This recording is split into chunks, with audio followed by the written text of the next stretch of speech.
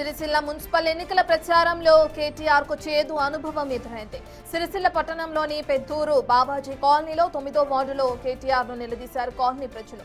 గతంలో ఎలాంటి పనులు కాలేదని, బీఆర్ఎస్ కౌన్సిలర్ ఏ పనులు చేయలేదని మండిపడ్డారు. బీఆర్ఎస్ అధికారంలో ఉన్న సమయంలోనే మెడికల్ కాలేజ్ కోసం తమ భూములు లాక్కున్నారని ఆవేదన వ్యక్తం చేశారు. కానీ ఇప్పటి వరకు తమకు స్థలాలు ఇవ్వలేదని అటు బాబాజీ కాలనీ వాసులు ఆందోళన చేశారు.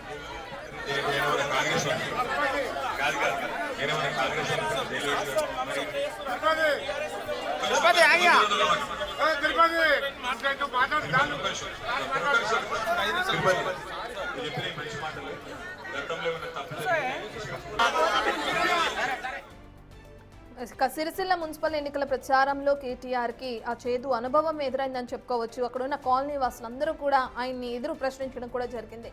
ఎందుకు ఈ పరిస్థితి నెలకొనడానికి గల కారణాలు ఏంటనే డీటెయిల్స్ అందించడానికి మా ప్రతినిధి శ్రీనివాస్ అందుబాటులో ఉన్నారు.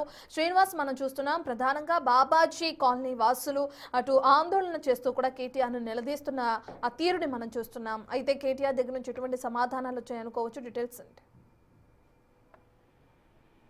రత్న, ఈరోజు సిరిసిల్ల మున్సిపల్ ఎన్నికల సందర్భంగా ప్రచారం నిర్వహించేటువంటి సమయం లోపల మాజీ మంత్రి బీఆర్ఎస్ వర్కింగ్ ప్రెసిడెంట్ కేటీఆర్ కి చేదు అనుభవం ఎదురైందని చెప్పుకోవచ్చు. అయితే గతం లోపల ఇటు మెడికల్ కాలేజీ ఏర్పాటు చేసేటువంటి సమయం లోపల తమ భూములను బలవంతంగా లాక్కున్నారు అని చెప్పి తాము ఆ సందర్భం లోపల ఎన్నిసార్లు గొడవ చేసినా గానీ బలవంతంగా అప్పుడున్న అధికారం ఉపయోగించి వాళ్ళ భూములు లాక్కొని ఇప్పటి వరకు కూడా వారికి తిరిగి మళ్ళీ జాగాలు కేటాయిస్తానని చెప్పినా గానీ ఇప్పటి వరకు కూడా కేటాయించలేదని చెప్పి గత ప్రభుత్వము ఆయామ లోపల అక్రమంగా తమ భూములు లాక్కొని తమకు అన్యాయం చేసిందని చెప్పి చాలా రోజుల నుంచి కూడా వీళ్ళందరూ ఆందోళన చేస్తున్నారు. అయితే ప్రభుత్వం మారిన తర్వాత కూడా కేటీఆర్ ఇటీవల సిరిసిల్లకు పెద్దగా వచ్చినటువంటి సందర్భం లేదు. వారి బాధలు కూడా ఎవరికి చెప్పుకోవాలనేటువంటి పరిస్థితి. కానీ ఇప్పుడు మున్సిపల్ ఎన్నికల సమయం లోపల బీఆర్ఎస్ తరఫున తమ ఓటు ఇటు అడగడానికి వెళ్ళినటువంటి